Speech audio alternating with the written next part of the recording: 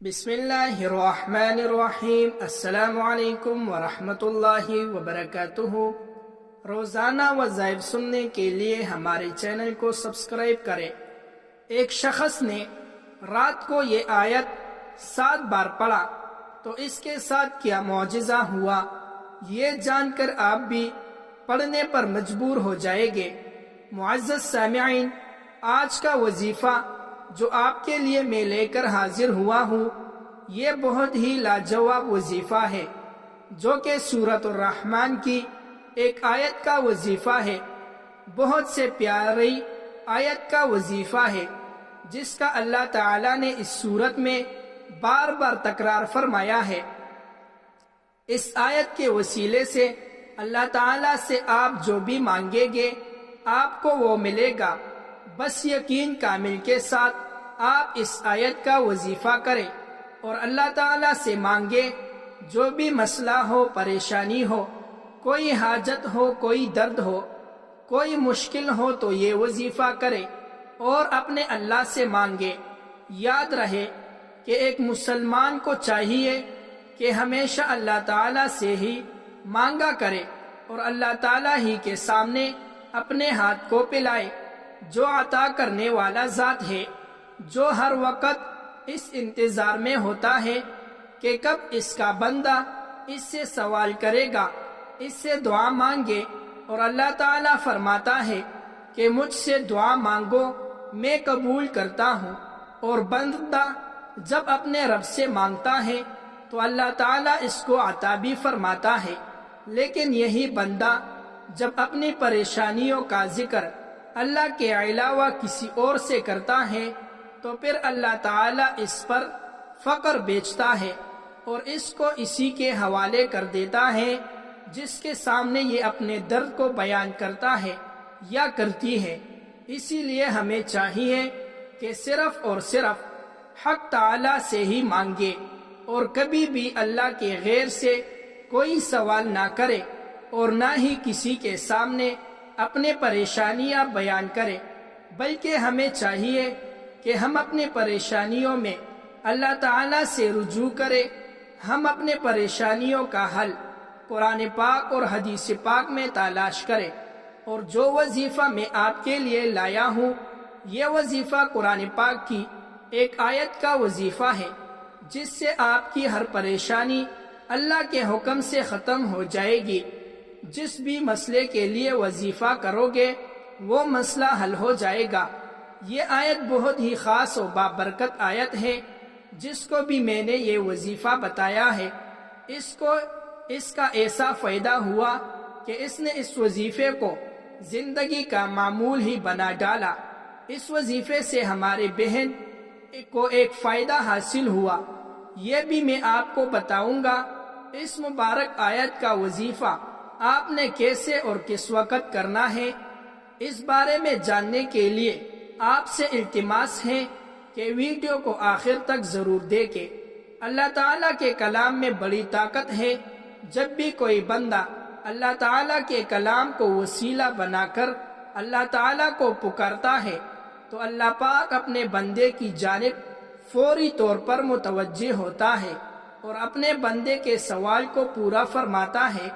یاد رہے کہ قرآن پاک کی ہر سورت اور ہر آیت اپنے اندر برکات رکھتی ہے، لیکن آج جس سورت کی جس آیت کی وظیفہ ہم آپ کے لیے لائے ہیں وہ بہت ہی بابرکت والا ہے۔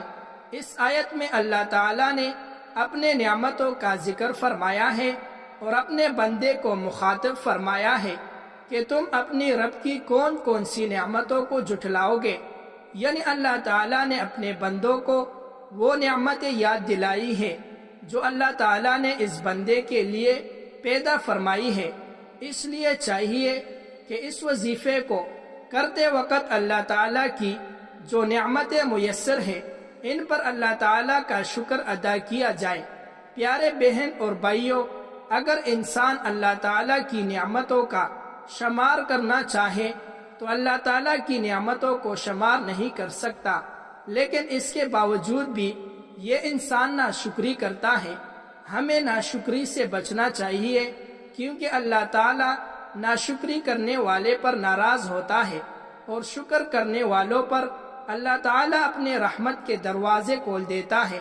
محترم سامعین، اس سے پہلے کہ ہم آپ کو اس وظیفے کا طریقہ بتائیں، آپ کو ہم اپنی ایک بہن کا میسج سناتے ہیں جو انہوں نے ہمیں اپنے واٹس ایپ کیا تھا، جس میں ہماری اس بہن نے اس وظیفے سے حاصل ہونے فوائد کے بارے میں بتایا۔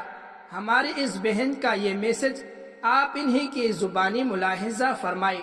وہ لکھتی ہیں، شادی شدہ زندگی میں صرف فاقہ تنگ دستی، جھگڑے گالے گلوچ اور گھر سے نکلنے دھکے وغیرہ پڑنے مجھے لگے۔ گھر سے نکالا گیا، طلاق کی دھمکیاں سہتی اٹھاری، سال گزر دیا۔ اس کے علاوہ میرے شوہر گزشتہ 18 سال ہی سے بیمار ہے۔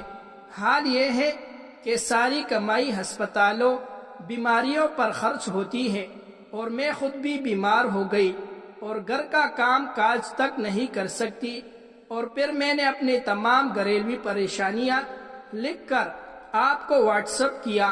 آج 1 سال ہو گیا۔ آپ نے مجھے اس رات کو سونے سے پہلے ایک عمل بتایا تھا۔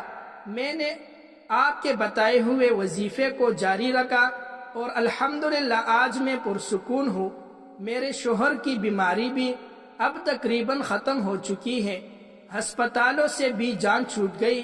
اس کے پڑھنے سے اللہ تعالیٰ نے ہمیں بہت سی اچھی جگہ کاروبار عطا کیا۔ اس وظیفے سے ہمیں وہ کچھ ملا جو میں سوچ بھی نہیں سکتی تھی۔